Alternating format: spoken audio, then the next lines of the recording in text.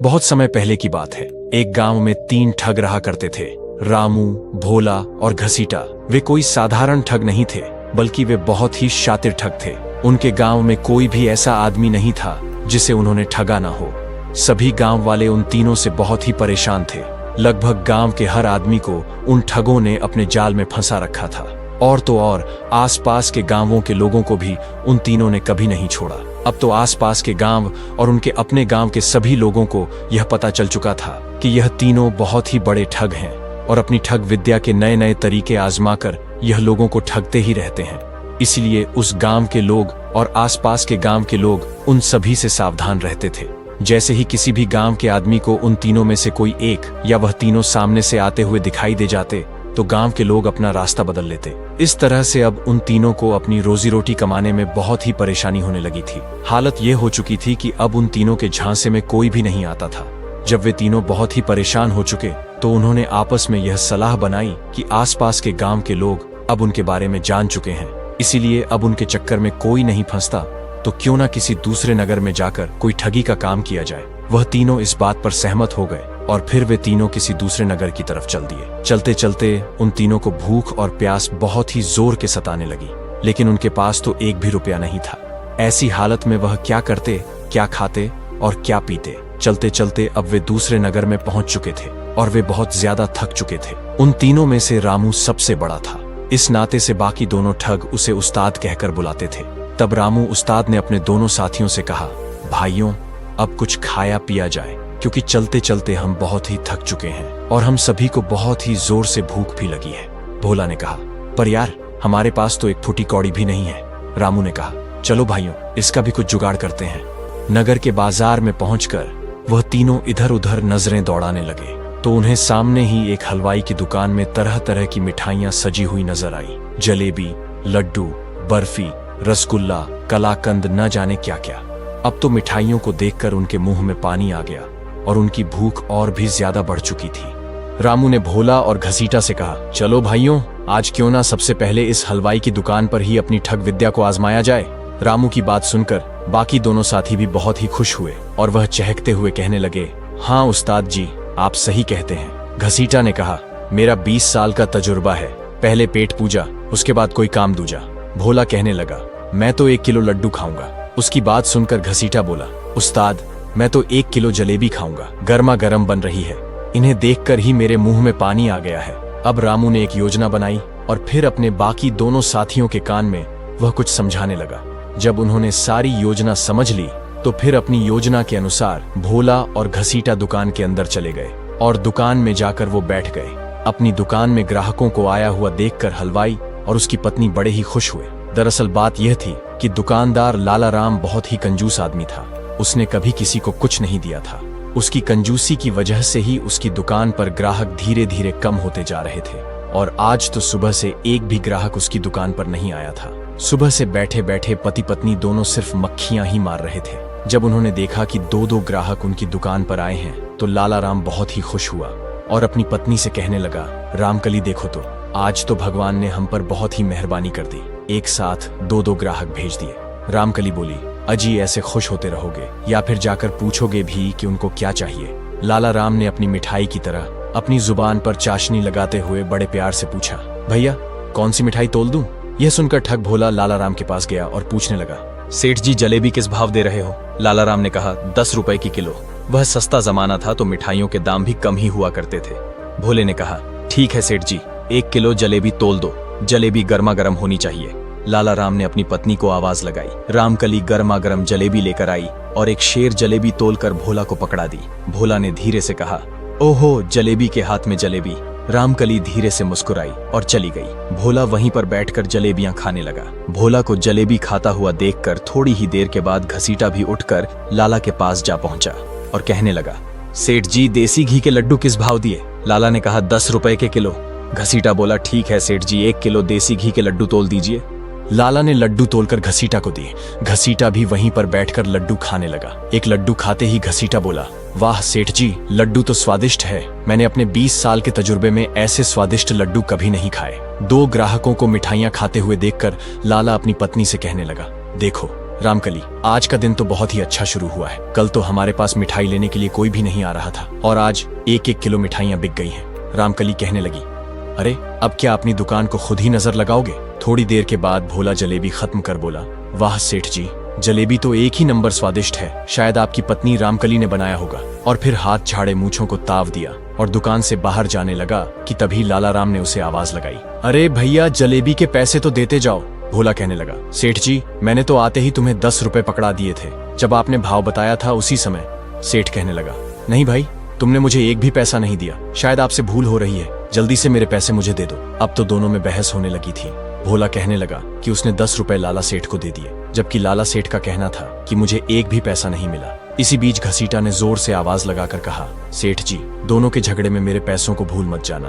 मैंने तो आते ही आपको 50 रुपए दे दिए थे, 10 रुपए के लड्डू हो गए, अब बाकी के 40 रुपए बकाया है। लाला सेठ यह सुना तो उसके चेहरे का रंग उड़ गया। सोचने लगा, अब यह दूसरा भी मुझे ठगने के लिए आ गया। एक तो पहले ही इस आदमी ने मुझे पैसे नहीं दिए और अब दूसरा बोल रहा है कि उसने मुझे 50 रुपए दे दिए हैं। लाला सेठ ने अपने गल्ले में झांकते हुए देखा कि उसमें एक भी पैसा नहीं था। उसने भोला से कहा, भाई तुमने मुझे एक भी पैसा नहीं दिया, एक भी नोट मेरे गल्ले में नहीं है। उसकी बात सुनकर घसीटा भड़क उठा और बोला, सेठ जी तुमने इसके पैसे तो मार ही लिए, अब मेरे पैसे भी मारने की कोशिश कर रहे हो। मैं किसी भी कीमत पर अपने पैसे छोड़ने वाला नहीं हूँ। अपने बाकी के 40 रुपए मैं तुमसे लेकर ही जाऊंगा।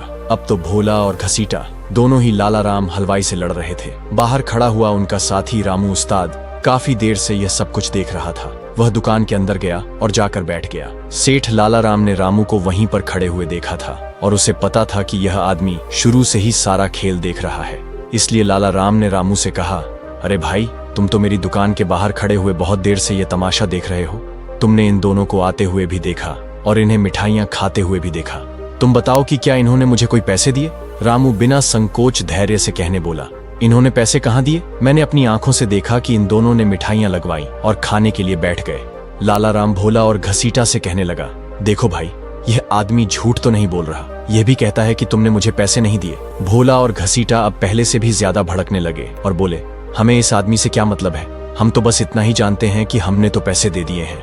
लड़ाई करते करते वे तीनों दुकान से बाहर आ गए और वहां पर लोगों की भीड़ इकट्ठी हो गई। तब किसी ने यह खबर नगर के कोतवाल को दे दी। कोतवाल ने अपने सिपाहियों को भेजा कि उन 3 झगड़ा करने वालों को कोतवाली में पकड़कर लाया जाए। कोतवाल के सैनिक आए और तीनों को पकड़कर कोतवाल के पास ले गए। अब वे दोनों तो कह रहे थे कि हमने पैसे दे दिए हैं। घसीटा के तो 40 रुपए अभी और भी बाकी थे, जबकि लाला सेठ का कहना था कि इन दोनों ने मुझे कोई भी पैसा नहीं दिया। मैंने अपने गल्ले में भी देख लिया, उसमें वही पैसे थे जो उसमें पहले से रखे हुए थे। ये दोनों झूठ बोल रहे हैं। सारी बातें सुनने के बाद कोतवाल कहने लगा, लाला राम क्या तुम्हारे पास कोई गवाह है जो इस बात को बता सके कि इन दोनों ने तुम्हें पैसे दिए हैं या नहीं? लाला सेठ को याद आया कि उस समय दुकान के बाहर एक आदमी खड़ा था जो थोड़ी देर के बाद उसकी दुकान के अंदर आकर बैठ गया था और उसने सब कुछ देखा था। उसने यह बात भी स्वीकारी थी कि इन दोनों में से किसी ने भी कोई पैसा नहीं दिया। यह ख्याल आते ही लाला का चेहरा चमक उठा। उसने कोतवाल से कहा, कोतवाल जी उस समय मेरी दुकान के सामने एक और ग्राहक खड़ा था जो थोड़ी देर के बाद मेरी दुकान के अंदर आ गया था। उसने सब कुछ देखा था और उसने इन दोनों के सामने यह बात भी कही थी। ये दोनों झूठ बोल रहे हैं। कोतवाल ने कहा, तो ठीक है लाला राम, आज शाम तक उस गवाह को कोतवाली में पेश करो। अब तो लाला राम उल्टे पांव दौड़ता हुआ अपनी दुकान में जा पहुंचा। देखा तो रामू अभी भी दुकान के आगे एक पेड़ के नीचे बैठा हुआ था। लाला सेठ उसके हाथ पैर जोड़ते हुए कहने लगा, भाई तुम मेरी गवाही दे दो तो मेरे पैसे मिल जाएंगे। तुमने तो शुरू से लेकर आखिर तक सारा माजरा देखा है। रामू कहने लगा, हाँ लाला जी मैंने सब कुछ देख लिया है। उन दोनों घटिया लोगों ने तुम्हें एक भी पैसा नहीं दिया था और भरपेट मिठाई भी खा ली थी, और तो और आपकी पत्नी रामकली पर भी उनकी नजर थी। लाला सेठ कहने लगा, तो चलो मेरे साथ कोतवाल के सामने। अब रामू ने एक चाल चली। वह कांपते हुए कहने लगा, लाला जी मैं चल तो देता, पर मुझे बड़ी जोर से ठंड लग रही है, लगता है मुझे बुखार चढ़ गया है। ये कहते कहते वो जोर जोर से कांपने लगा। लाला ने जब रामू को छू कर देखा तो सोचने लगा कि इसको बुखार तो है नहीं, पर हो सकता है कि बिना मौसम के बुखार चढ़ गया हो जो शरीर के अंदर ही तप रहा हो। उसने अपनी पत्नी रामकली को आवाज लगाते हुए कहा, अरे रामकली जरा मेरी पशमीना की चादर तो ले आओ जो मैंने कल ही कश्मीर से मंगवाई है। बड़ी अच्छी और गर्म चादर है, वह इस भाई को उड़ा दो, इसके शरीर में गर्मी आ जाएगी। और हाँ, इसके लिए गर्मा गर्म चाय भी बना दो। चाय के अंदर पानी मत डालना, दूध में ही पत्ती डाल देना। रामकली यह सुनकर बड़ी हैरान हुई, क्योंकि वह अपने कंजूस पति की आदत को अच्छी तरह से जानती थी। जब भी घर में कोई मेहमान आता तो पहले तो लाला राम बोल देता कि रामकली चाय बना दो, और जब रामकली चाय बनाने के लिए बैठ जाती तो पीछे से गर्दन हिलाकर ना का इशारा कर देता। रामकली गुमराह हो गई कि चाय बनाऊं या ना बनाऊं। तब उसके पति लाला राम ने एक बार फिर से आवाज लगाई, रामकली देर ना करो, जल्दी से चाय बना दो, हमें कोतवाली भी जाना है। अब तो रामकली ने चाय बनाई और चाय का कप भर के रामू के सामने रख दिया। रामू ने चाय का एक घूंट पिया और फिर बोला, लाला जी मैं खाली चाय तो पीता नहीं, चाय के साथ मुझे कुछ और भी चाहिए। लाला राम हलवाई ने देसी घी के 4 लड्डू और 4-5 जलेबियां उठाकर रामू को पकड़ा दी और कहने लगा, भैया इनके साथ जल्दी जल्दी चाय पी लो और मेरे साथ कोतवाली चलो। रामू धीरे धीरे चाय की चुस्कियां लेता रहा और साथ ही साथ लड्डू और जलेबी के मजे भी ले रहा था, जबकि सेठ लाला राम का दिल जल रहा था कि यह जल्दी से जलेबी खाए और मेरे साथ कोतवाली चले। थोड़ी देर के बाद रामू ने लड्डू और जलेबी खत्म कर दिए, मूंछों पर ताव दिया, फिर उसने सेठ जी के चादर को ओढ़कर कहने लगा, लाला जी अब मुझे ठीक लग रहा है, लगता है मेरा बुखार धीरे धीरे कम हो रहा है, चलो मैं तुम्हारे साथ चलने को तैयार हूँ। लाला राम रामू को लेकर फिर कोतवाल के सामने पहुंच गया।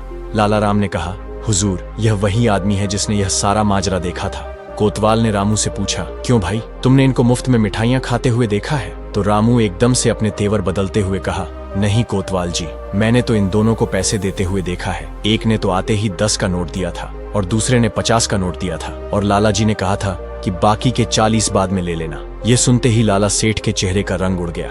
उसने रामू से कहा, अरे भाई तुम ये क्या बोल रहे हो, तुमने तो मेरी तरफ से गवाही देनी थी। रामू ने कहा, जब तुमने मुझे मारने पीटने की धमकी दी तो मैं और क्या कहता। और फिर वह कोतवाल से कहने लगा, देखो हुजूर इसने मुझे बहुत ही डराया धमकाया, इसलिए मैं गवाही देने को तैयार हो गया था, पर आपके सामने मुझे किसी का कोई डर नहीं है। यह सुनते ही सेठ लाला राम के पैरों के नीचे से जैसे जमीन ही खिसकने लगी। वह समझ गया कि यह तीनों मिले हुए हैं और तीनों ठग हैं। उसने रामू से हाथ जोड़ते हुए कहा, भैया क्यों झूठ बोलते हो, मैंने तुम्हें चाय लड्डू और जलेबी भी खिलाई है, उनके वास्ते तो कम से कम तुम सच बोल दो। रामू तपाक से कहने लगा, हुजूर इसने अपने मुंह से कबूल कर लिया कि इसने मुझे जलेबी लड्डू और चाय पिलाई है। हाँ इसने मुझे चाय पिलाई, लड्डू खिलाए, क्योंकि इसने जब मुझे डराया धमकाया तो मैं डर के मारे कांपने लगा था, और तब मुझे सहज करने के लिए इसने चाय और लड्डू और जलेबी मुझे खिलाई। यह सुनकर तो कोतवाल को बड़ा ही गुस्सा आया और वह लाला सेठ के ऊपर चिल्लाते हुए कहने लगा, लाला राम ये तुम क्या बोले जा रहे हो, इन भले लोगों पर इल्जाम लगा रहे हो कि इन्होंने पैसे नहीं दिए, और दूसरा तुमने इस भले इंसान को डराया धमकाया। इतना सुनकर रामू बोला, हुजूर इस लाला का कोई भरोसा नहीं है, ये तो ये भी कह सकता है कि मैंने जो चादर ओढ़ रखी है वह इसी ने मुझे दी है। लाला चिल्लाकर कहने लगा, हाँ हाँ हुजूर ये चादर मेरी है और मैंने इसे तब दी थी जब इसे ठंड लग रही थी। रामू अब कोतवाल की तरफ देखते हुए तपाक से बोला, देखा हुजूर जो मैंने कहा था वह सच हो गया, यह तो एक नंबर का ठग है, मिठाई देकर लोगों से दोगुनी कीमत वसूल करता है। अब तो कोतवाल का गुस्सा 7वें आसमान पर पहुंच गया। वह लाला सेठ को फटकारते हुए कहने लगा, लाला चुपचाप इन्हें 40 रुपए वापस दे दो, नहीं तो तुम्हें अभी के अभी उठाकर कैद खाने में डाल दूंगा। लाला भी अब यह अच्छी तरह से समझ चुका था कि वह ठगों के जाल में फंस चुका है, और उसने 40 रुपए निकाले और घसीटा को दे दिए, और फिर बिना किसी अपराध के वो माफी मांगकर मुंह लटकाकर अपनी दुकान की तरफ चल दिया। तीनों ठग भी खुश होकर कोतवाली से बाहर आ गए और लाला सेठ को पीछे से धीरे से कहने लगे, क्यों लाला राम कैसी रही हमारी चालाकी, मिठाई भी खा ली और पैसे भी नहीं दिए, और तुमसे तुम्हारी कीमती चादर भी ले ली। लेकिन ठगों को यह मालूम नहीं है कि जब वे लोग लाला को चिढ़ा रहे हैं उसी समय कोतवाल का एक सैनिक उनके पीछे से यह सब कुछ सुन रहा है। इसके बाद तीनों ठग और लाला अपने अपने रास्ते चले गए। सैनिक ने यह बात कोतवाल को बता दिया। अब कोतवाल को इस बात का एहसास हो गया कि उसने एक गलत फैसला किया है और यह तीनों शातिर ठग हैं, लेकिन उसके पास कोई सबूत नहीं था, इसीलिए उसने ठगों से कुछ नहीं कहा और उन्हें जाने दिया। इसके बाद तो तीनों ठगों के हौसले और भी बढ़ चुके थे। वह सोचने लगे कि इस शहर के लोगों को बड़ी ही आसानी से ठगा जा सकता है। वे तीनों रात बिताने के लिए एक पुराने खंडहर में पहुंच गए। अगले 2-3 दिन तक उन्होंने कुछ और लोगों के साथ भी ठगी की और काफी दौलत इकट्ठी कर ली। अब वे इस खंडहर में ही रहने लगे थे। तीसरे दिन उन्होंने फैसला किया कि अब वह इस शहर से निकल जाएंगे। लेकिन उस रात को हुआ यह कि जब वे लोग खंडहर में रुके हुए थे तो उनके पास एक आदमी और आकर रुका, जो देखने में काफी धनवान लग रहा था।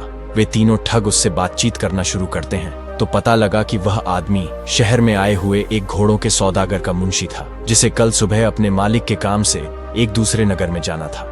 बातों ही बातों में पता लगा कि उस घोड़े के सौदागर के पास एक से एक बढ़िया नस्ल के घोड़े हैं, जिनकी कीमत हजारों में है। ठगों ने उस आदमी से घोड़े के सौदागर का नाम पता मालूम किया। उन्होंने योजना बनाई कि क्यों ना इस शहर को छोड़ने से पहले एक आखिरी ठगी की जाए और इस घोड़े के सौदागर से एक अच्छी नस्ल का घोड़ा ठग लिया जाए जिसकी कीमत हजारों में हो। और फिर उन तीनों ने घोड़े के सौदागर को ठगने की योजना बना ली। अगली सुबह रामू और घसीटा घोड़े के सौदागर के पास पहुंचे, जहां पर सौदागर का खेमा लगा हुआ था। रामू सौदागर के पास पहुंचा और कहने लगा, मुझे एक बहुत ही अच्छी नस्ल का घोड़ा चाहिए, कीमत चाहे जो भी हो मैं देने को तैयार हूं। और साथ ही उसने अपने साथ आए हुए घसीटा का परिचय देते हुए कहा, ये मेरा भाई है जो कि बेचारा आंखों से अंधा है, यह भी मेरे साथ चला आया। सौदागर ने कहा, आप लोग चिंता मत कीजिए, मेरे पास एक से एक बेहतरीन नस्ल के घोड़े हैं। और फिर सौदागर ने उन्हें एक बहुत ही बढ़िया घोड़ा लाकर दिखाया और कहा कि इस घोड़े की कीमत हजारों में है, क्या आप इसे खरीदना चाहेंगे? घोड़े को देखते ही रामू मन ही मन सोचने लगा कि सचमुच घोड़ा तो बहुत ही शानदार है। उसने सौदागर से कहा, मैं घोड़ा खरीदने से पहले एक बार इसकी सवारी करके इसकी रफ्तार और उसकी चाल देखना चाहता हूँ। अगर मुझे सब कुछ ठीक लगा तो मैं इस घोड़े को मुंह मांगी कीमत देकर भी खरीदने को तैयार हूँ। आप मुझे इसकी सवारी करने दें। जब तक मैं एक चक्कर लगाकर आता हूँ तब तक मेरा यह अंधा भाई आपके पास ही बैठेगा। सौदागर ने कहा, हाँ हाँ हुजूर, बेशक आप बिना किसी परेशानी के इस घोड़े की चाल और रफ्तार को परख सकते हैं। इसके बाद रामू उस शानदार घोड़े पर सवार हो गया। असल में उन दोनों ठगों की यह योजना थी कि रामू घोड़े की रफ्तार परखने के बहाने से घोड़े को लेकर रफू चक्कर हो जाएगा और पीछे से उसका साथी घसीटा भी मौका देखकर वहां से निकल जाएगा। रामू ने घोड़े को ऐड लगाई, घोड़े ने दौड़ना शुरू किया। रामू मन ही मन में बहुत खुश हो रहा था कि चलो मेरा काम बन गया, घोड़ा अब मेरे कब्जे में आ गया। घोड़ा को दौड़ाता हुआ रामू जैसे ही कुछ दूर कर गया कि तभी अचानक घोड़े ने उछलना शुरू कर दिया और वह बुरी तरह से उछलने लगा। वो तो रामू के काबू से बाहर हो गया था। उसने रामू को जमीन पर पटक दिया। बेचारा रामू बुरी तरह से घायल हो चुका था। जब तक उसने होश संभाला तो देखा कि उसके चारों तरफ कोतवाल के सिपाही खड़े थे और उसके सामने वह सौदागर खड़ा था जिसका घोड़ा वह चुरा कर लाया था। सौदागर ने मुस्कुराते हुए रामू से कहा, क्यों रामू उस्ताद, आज तो तेरी ठगी तुझ पर भारी पड़ गई ना? तुझे क्या लगता है तू मुझसे बच जाएगा? उस दिन तू बच गया था पर आज नहीं बचेगा। रामू को कुछ समझ नहीं आ रहा था कि सौदागर किस दिन बचने की बात कर रहा है। सौदागर ने कहा, मैं कोई घोड़ों का सौदागर नहीं बल्कि मैं नगर का कोतवाल हूँ और यह सारा नाटक मैंने ही रचाया था। उस दिन जब तुम लाला राम हलवाई को ठग कर खुशी खुशी वापस लौट रहे थे तब मुझे तुम तीनों पर शक हो गया था, लेकिन मेरे पास तुम्हारे खिलाफ कोई सबूत नहीं था और मैं तुम्हें हाथों पकड़ना चाहता था। इसलिए मैंने अपने कुछ जासूस तुम्हारे पीछे लगा दिए जो कि तुम्हारी हर गतिविधि पर नजर रख रहे थे। वह आदमी जो तुम्हें सराय में मिला था और जिसने तुम्हें मेरे घोड़ों के बारे में बताया था वह भी मेरा ही आदमी था। और जिस घोड़े को चुराकर तुम भाग रहे थे यह कोई मामूली घोड़ा नहीं है बल्कि यह मेरा घोड़ा है और इसको मैंने इस तरह से प्रशिक्षित किया है कि यह मेरी पीठ पर मेरे अलावा किसी और को बैठने ही नहीं देता और जो ऐसा करता है उसका वही अंजाम होता है जो तुम्हारा हुआ। और तुम्हारा वह दूसरा साथी जो कि अंधे होने का नाटक कर रहा था उसे भी मेरे सिपाहियों ने गिरफ्तार कर लिया है। अब जल्दी से अपने तीसरे साथी के बारे में बताओ, वरना मेरे सिपाही तुम्हें कोड़े मार मार कर तुम्हारी चमड़ी उधेड़ देंगे। मरता क्या ना करता। बेचारा रामू अब अपने ही जाल में फंस चुका था। कोड़े पड़ने के डर से उसने तुरंत अपने तीसरे साथी के बारे में बता दिया जो कि वहीं से कुछ दूरी पर उन दोनों का इंतजार कर रहा था। कोतवाल के सिपाहियों ने तीसरे ठग को भी गिरफ्तार कर लिया। इस तरह से वह तीनों ठग जो आज तक कई लोगों को ठग चुके थे अब कोतवाल के हाथ लग चुके थे और उन्हें कई सालों तक कारागार में रहने की सजा सुना दी गई। उन तीनों ठगों के पकड़े जाने पर लोगों ने अब राहत की सांस ली और उन तीनों से आजाद हुए माल को उन सभी लोगों को वापस लौटा दिया गया जिनसे उन ठगों ने ठगी की थी।